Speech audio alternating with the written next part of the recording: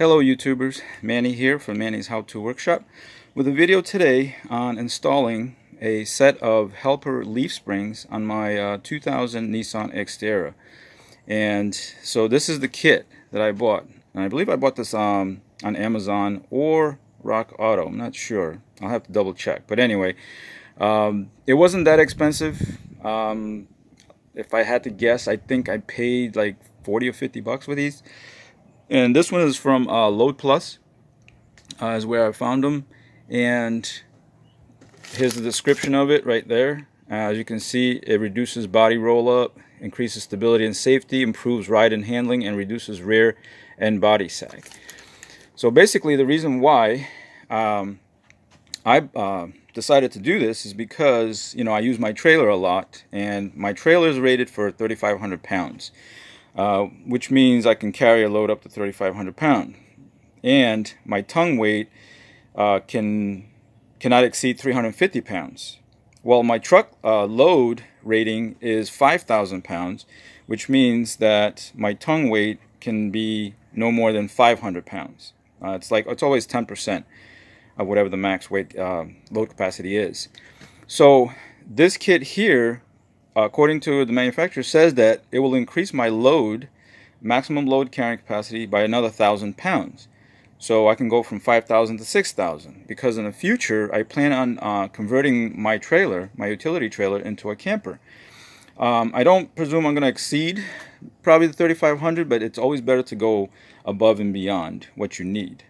So these springs, what they're going to do is increase my tongue weight as well, and also help the rear of my truck, which I went ahead and jacked up, and I'll show you in a second there about that too. But it'll help the rear to stay level with a heavy load, because I plan on doing some big jobs coming up, and I'm gonna carry some cinder blocks, some gravel, some sand, and all that. So I want to make sure that, you know, my tongue stays level with the hitch. But anyway, without further ado, here are the parts you're going to need. Obviously the kit. Kit comes with 2 of the leaves like this. Comes with 2 longer U-bolts, 2 short ones that goes in the front. That will actually go right here, the short one, and the long ones go in the back over there. Comes with 2 plates, 2 sets of plates. This one and this one. This is the actual one that goes on there. This will go like this. Or you can flip it like that to give you more clearance, to make sure that you clear brake lines and the handbrake cables and all that, right? And these 2 is to be used with this.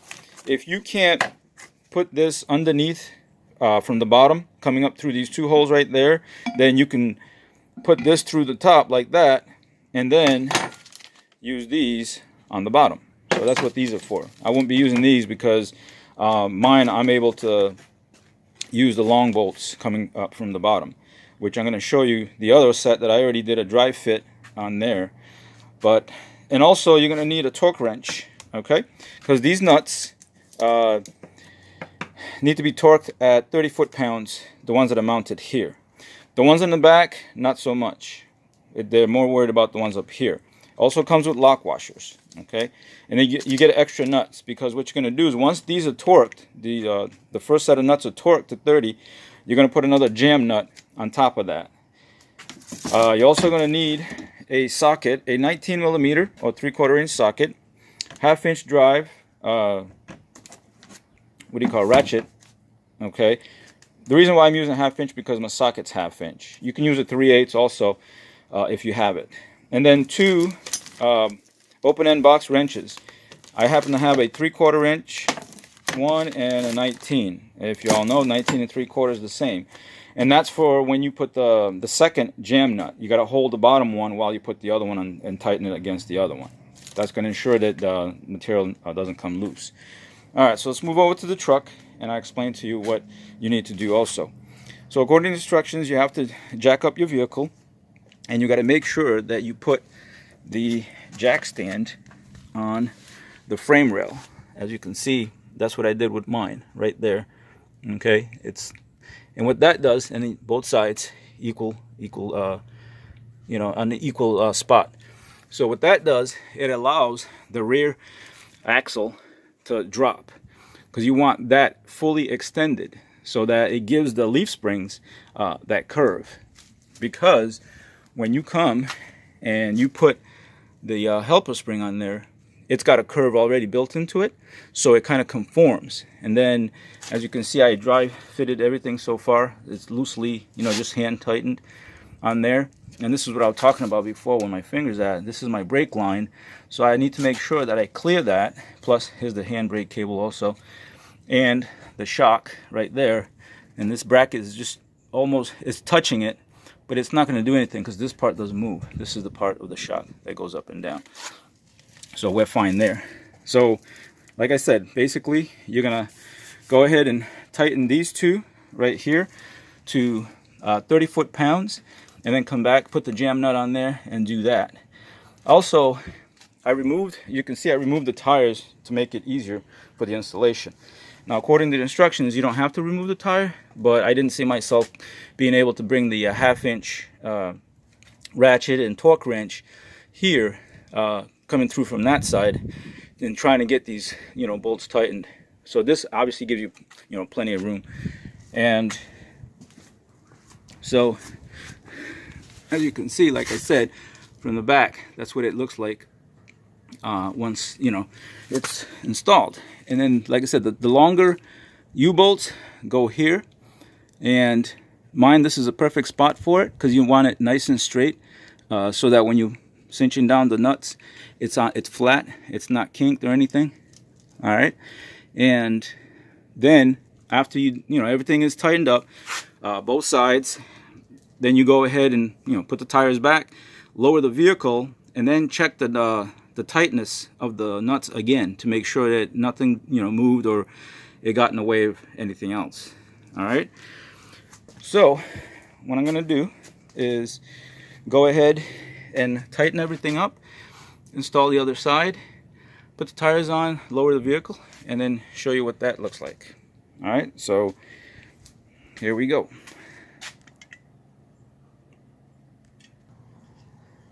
Okay guys, so I went ahead and installed both sides. As you can see, it's both installed. Here's the other side, all installed.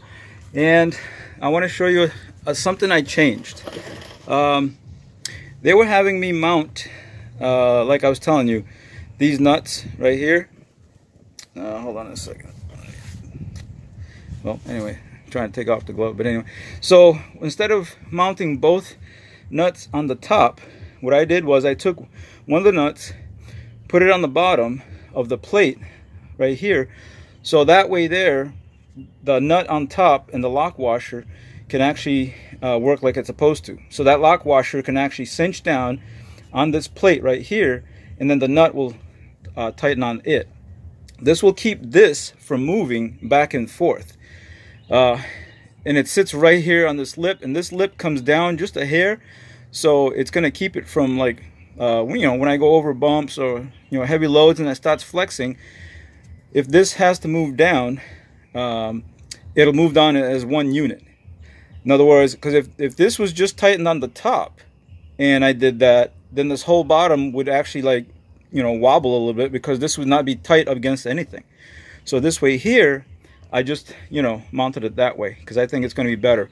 This way here, it ensures that that doesn't move even when this the load pushes it down like that, and then it flexes up and down. It'll come right back to the same spot. All right, so I haven't dropped the truck to the ground yet, but I will be doing that next. And also, I forgot to mention, I removed my tires for ease of installation. By removing the both tires, it took away the extra weight that was being put on these leaf springs. And I'm guessing a full tire like mine, this big 16-inch tire, it's about 35-40 pounds each, so probably another 80 pounds of weight coming down. I don't know if that made any difference, but when I drop the truck down to the floor, I'm going to check and see. So let me do that, and I'll show you guys what it looks like.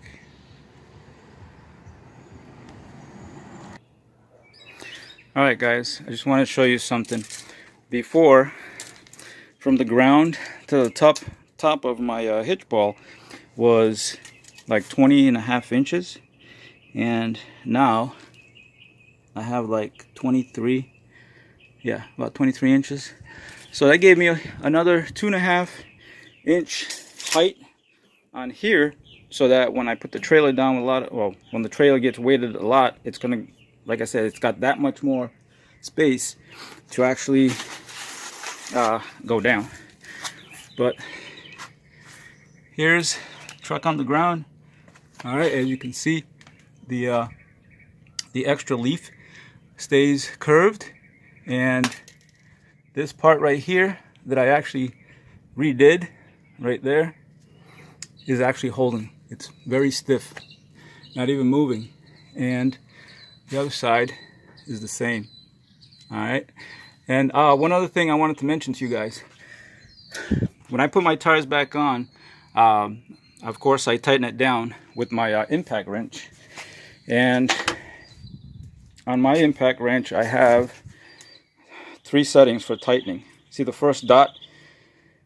I always put it with that one, and then I come back with my torque wrench with the same socket and retorque everything back down to let me see, for my truck I think my range is 85 to 110.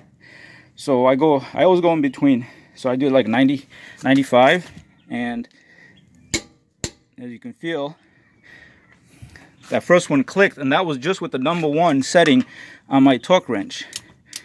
So, yep. So that tells me that #1 setting on the torque wrench, yeah, these are all good.